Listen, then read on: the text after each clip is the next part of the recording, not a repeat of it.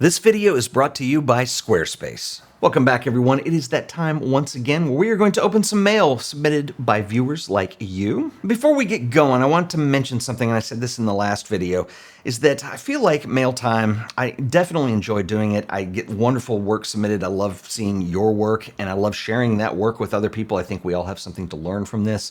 I think, though, that we're at a point where I'm starting to think that mail time needs to evolve into its next iteration. I'm not really sure what that looks like. I'm definitely going to do this through the end of the year, but I'm saying this because if you have something to submit and you want to do it in this format, I would do it sooner than later. So there's that. And of course, I'm completely open for suggestions too. So if you have a different way you want to see this, or you have a suggestion as to maybe a better way it could be done, leave a comment below. I'm kind of working on this and thinking through it over the next 6 months, so I'll keep you posted. Another thing I would do is stay tuned here, but also if you haven't subscribed to my newsletter, it's all photography stuff. I do those once a week. It comes out on Fridays. You should sign up. It's pretty cool. I don't spam, and if you don't like it, you can unsubscribe, so I'll drop that link below too. But without further ado, let's get to some of your mail. All right, so first up, and this is really cool. This is absolutely outstanding. This is a book called New York Unseen. This comes to us from Luke Kordas. You might recognize some of the work in this book. Luke has sent me a series of zines before that have kind of culminated up into this book, into this. I wouldn't say it's a collection. It's very different from the zines, even though you see some of the material in here. I love the zines that Luke sent in, and this book is absolutely outstanding. New York Unseen is more or less Luke's love letter to New York City. It is an outstanding book. Luke is a very capable photographer. He shoots in a wide range of styles. There's a wide range of subject matter in here, and what I love the most about this is that I don't think that I would classify New York Unseen as what we would call conventional street photography per se. Now, I've talked about street photography in videos before, and this is not a knock against street photography, but it is a tough genre to shoot in because there's been so much that's been done before, and there seems to be, in the modern age, a little bit of a sameness, and I think Luke is an example of a photographer who breaks out of that sameness. And I really love what he's doing here. And what I really like about this is that he challenges himself in terms of shooting conditions. Like literally nothing in New York City is off limits. Obviously, doing a lot of shooting up there, we have a lot of things that are in different times of the day, different times of the year. We have snow, we have summer. It is an all-around encompassing kind of 360 view into New York City. So what a lot of us would call street photography is certainly an element to this, but I would also argue that Luke is getting into architecture, into urban landscape at least, and in some cases, you have weather shots and you have things that go beyond just urban landscape. So a couple observations that I have with New York Unseen here. First of all, this is really well printed. It's really well done. And I want to make note because I think there's some things that a lot of people can learn from in here.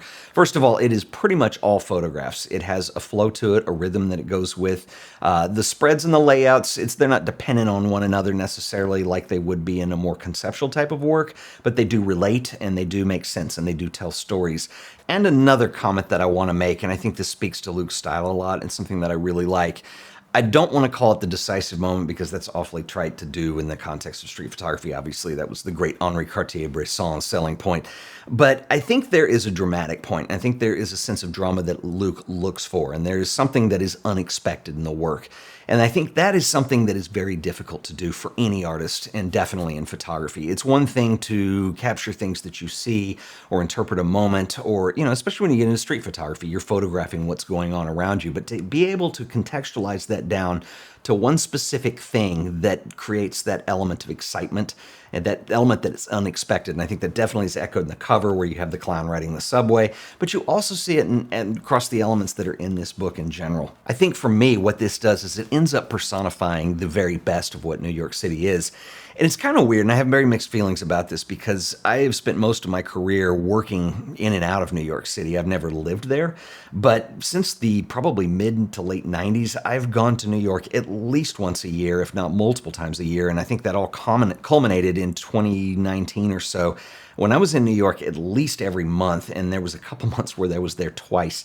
And it's very weird because that all shifted for me because when COVID hit and all that, travel stopped, and I really have not been doing much traveling, a little bit, and I haven't been to New York City since. And this book is something that actually really makes me miss New York City. It really is a culmination of the best of what that is for me. I will put a link to this in the show description if you want to buy a copy of this. I would highly recommend it. This is one of the better things that's been sent in a while. I'm really impressed, Luke. You've done an outstanding job, and it's really cool when people have sent in work before, and I've done a lot of these Mail Time episodes. My estimate is that I'm going to have 300 books, zines, or prints reviewed by the end of this year. It's been a lot. And what's really cool is when I see people who sent something in one time, and then they send something in later, and it got even better than it was the first time. And Luke's zines were really good. If you guys saw those, I think they were maybe a year ago when I did those. I'll link to that in the show description or up here if you want to see those too. It's really cool to see the difference of how the work has gotten better. And a lot of this comes down to this too. And I know I'm rambling about it, but I will say this. There's kind of two sides to photography when you get into doing a book or a zine, let's say. There's the side of actually being able to shoot a great photograph or something that you're very happy with and have that live on its own. And then it's another thing when you compile that into a collection of work or something that's bound by a common theme. And I think that creates a whole nother series of complexities. And I think it's one thing to develop your talents and skills as a photographer. It's another thing to be able to edit and present your work that way. And Luke is clearly doing both of them very well here. So I'll put a link to this in the show description. Luke, thank you for sending this. It is awesome. Okay, so next up is this little zine. This comes to us from Angel Rafael, and it is little. Wrong way to zoom. This is called Quest of the Lonely Heart, Volume 1, Old San Juan and La Perla, 2019. Comes with a note which reads, Dear Ted, I love your channel and all of the info you share. I've learned so much about creating zines from watching your channel. Thank you for all the work you do. This is my first zine. I'm a musician by trade, but have been transitioning to full-time photographer and videographer. I look forward to learning more, Angel. You guys have probably heard me say more than a few times, I am a huge fan of little zines and little books. I think this is something that is very overlooked by photographers in general. We want to print our work big, or at least we want to go with kind of conventional sizes. I love when things are done with a small format. And the reason that I love that, and it could be prints, it could be zines, it could be books, the reason that I love that, there's an intimacy to this that draws you in. This is something that I know you're not going to pick up on the video necessarily because I hold everything close to the camera so you can see it, but there's something that draws you into this, and it works as an object and not as a digital asset necessarily that you're looking at online. I think that's really cool. I love the format on this. One thing that is very challenging with this format actually is when you're dealing with landscape orientation images. So in other words, you're not utilizing the full page. And so I think he does this really well with his layouts when you have things that work in juxtaposition to one another in terms of where they sit on the page. It also works really well when Angel goes into a format where you're using multiple images on the page. For instance, there's a couple spreads where we have 3 up. Here's one with 5. And we've got a full bleed in the middle. This is actually something that's not easy to do because you want your best work in here, but you also want the images to make sense and have a dialogue with one another and relate to one another as you see them on the page. And I think Angel has done this really well here. Also, the subject matter of Puerto Rico in here is very interesting and kind of a funny story aside. I actually was in Puerto Rico in February. I was down there with my local camera store, Fort Worth Camera. They had myself and another photographer, and we had gone down there to do photography workshops. Got all the way to Puerto Rico, got through the first night, and the second day found out I had COVID. So I spent the next 3 days sitting in a hotel room, and the workshop didn't happen like we wanted it to, and I couldn't be around other people. And so anyway, I spent a couple days in the hotel room. Fortunately, it was a very nice hotel room with a beautiful Juliet window that opened up with a little balcony, and so I was able to photograph from there, and boy, I shot the hell out of that hotel room. But Puerto Rico is absolutely beautiful, and a lot of the street scenes in here are very familiar to me, so maybe I'm a little jaded with that. But Angel, this is a wonderful little book. Thank you for sending. All right, so next up is a series of little prints here. These are actually really nice. These come to us from Andy, who goes by Zealous AY on Instagram. I will put a link to his Instagram as well as all the other photographers I'm featuring in the show description below this video. Make sure to check him out. But Andy has a note which reads, Dear Ted Forbes, what I have sent you is not a zine. These are what I call a pre-zine, shots which I will be including in my zine. My zine will be titled The World is Beautiful. It's a mixture of photos that I took and where I have been. Hope you like the prints. Best, Andy. I love the very direct title and the concept here. If I may make a few suggestions for you. So first of all, I've never heard of a pre-zine, but I do like the concept. So obviously you've got 5 images and you're putting together a direction, I'm assuming, in a style that you want to go in with this. The next thing that I would do is I would go look up what a maquette is. So a maquette essentially is a demo version of your book. It's a way for you to start putting things together. And, you know, there's a whole process to putting together a book and definitely figuring out your direction in the work and looking at this as individual prints is a big part of that. But I think the next phase that you want to do is you want to build a maquette.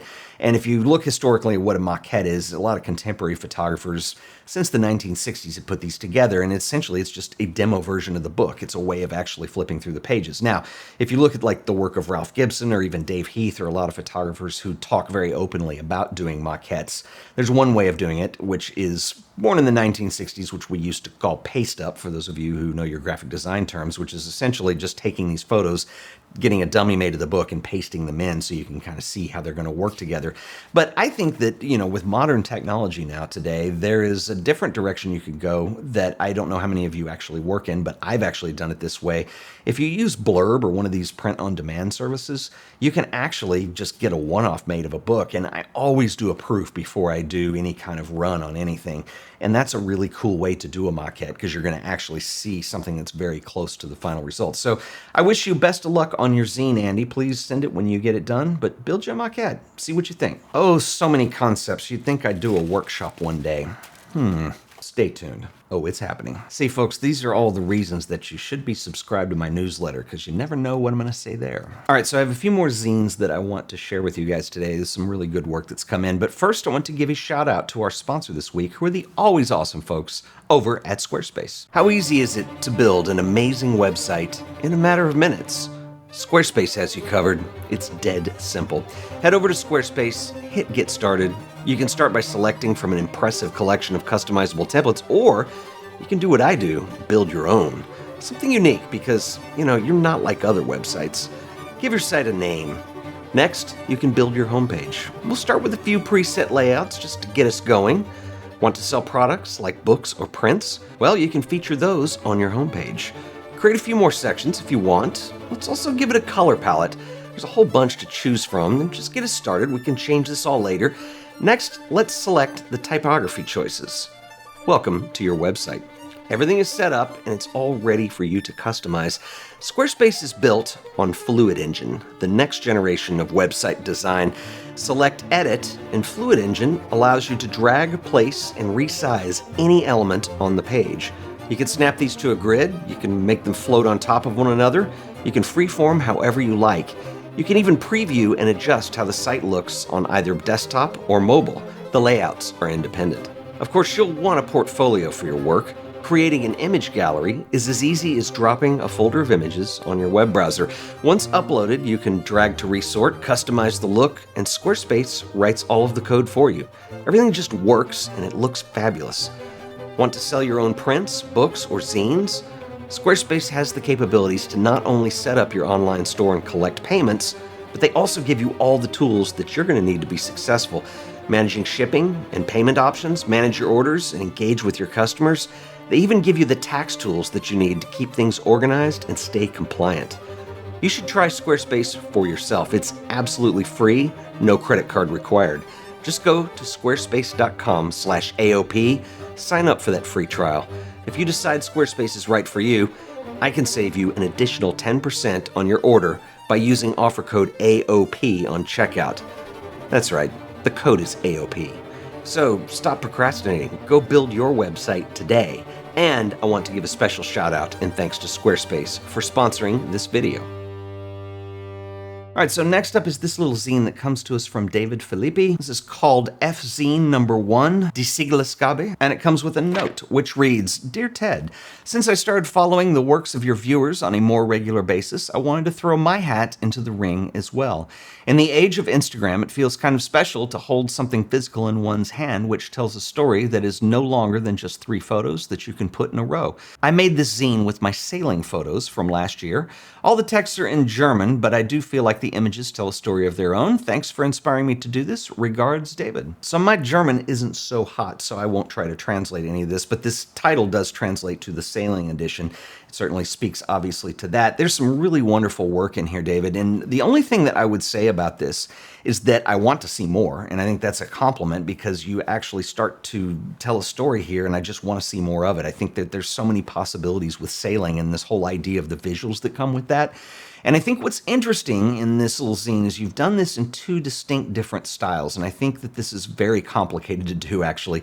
You are doing some of it on film, which is clearly shot on film because we can see the sprocket holes and we can see the type of film it was shot on. And then I think the others were color digital. And so there's two different languages and two different voices that are going on here. And what I would do if I were you, and this is just a suggestion, is I would actually experiment with this a little bit further. Is it possible to merge these two styles, or are they just there for the sake of being there? And I know plenty of people, myself included, who enjoy shooting in both mediums, but I think there's probably a different way to do it. The other thing I would do is I'm not really sure what having the edges of the film frame do for you in here. I think that you're trying to obviously state and show that it's film, and I'm not sure that you actually even need to do that. I think that there is definitely a lift in the image, and there's a different style that's being shot on. Obviously, it's black and white, but it definitely has a different appearance, too. So that's something that I would think about. I really like the way this is presented, and like I said, my biggest compliment I can give you is I would want to see more of this. I think it's really cool, and I think there's a lot of potential things you could explore in this style with this particular subject. So awesome job. All right, now I'm going to try to not butcher another language. This is Italian here, but this is a book that comes to us from a gentleman named Ed Worthington, who lives in Cardiff, Wales. This is a book called Un Giro d'Italia, Parte, the $6 Million P-Man. Ed also says, Dear Ted, I've been a subscriber to your channel for years, and I'm pretty sure I've sent you some of my work before. At least I hope I haven't made that up. I have always loved the work of Luigi Giri, and every year I take a trip to Italy on my own with a bunch of film and a couple of cameras. I know my images are nowhere near the standard he produced over his lifetime, but his work inspires me, so that after every trip I create a zine of some of my favorite images. This year I spent a little over 2 weeks visiting Turin, Parma, Reggio Emilia, Siena, Florence, and Bologna. This is the third time I have made this kind of trip, and I've enclosed a resulting zine. All right, Ed, nice little zine. I love your color work. The color in here in particular reminds me a lot of Luigi Giri's work. It kind of stops there. I mean, Luigi Giri was a very conceptual photographer, and I think you have a very different approach to what you're doing. And I think it's an interesting balance, and I kind of like that. I mean, it's one thing that when we love a photographer, and it's really easy to start wanting to copy their work directly, and I think that you have enough difference. I love Luigi Giri's sense of color. He shot all that stuff on Kodachrome, and then he had a way of interpreting it in the print that had these kind of beautiful pastel colors, and I'm getting that from this book, definitely from the cover, and obviously you're a fan. You have a big Luigi quote here at the end. So one suggestion that I'm going to make on this, and like many people who submit works and you have everything labeled below each image, which I don't really have a problem with. I don't think the typography is big or annoying or sloppy, and it doesn't really detract from the image, and that's one of the risks you do with this, and I think it's successful in that. I think it's fine. But what I'm sensing out of this is that you have something you want to say in terms of place, and I think your images are nice. I think the lighting is very interesting in these. It's very even in most cases. I can tell you're trying to avoid having people in these images, which is interesting to me too. And those things are great, but what I would try to do with, and well, I'm just going to give you a challenge here. So you're a Luigi Giri fan, clearly, and he had a conceptual approach to his work that was very unique and very personalized into what he did. What I would do, and what I would challenge you to do on this, is next time you take one of your trips to Italy and you show this, to try to do something with your photographs that are a little more than just a landscape image or a picture of a landmark. I would try to do them in a way that you use geometry or lighting or mood or people even in the images to try to suggest more of the place that you're in. I think that's just a really interesting thing because I see that you're trying to label these and put things together, but maybe there's a way of taking, a cue from your favorite photographer to actually bring that into a more of a reality where the images sort of just speak for themselves. Anyway, just an idea. I love the work. I really love the color on these, and obviously a huge Luigi fan. So anyway, thanks for sending. Please remember to check everyone out in the show description below. I will put links to everyone's work. I would love to hear from you if you have any comments. And until the next video, I will see you guys then. Until then, later.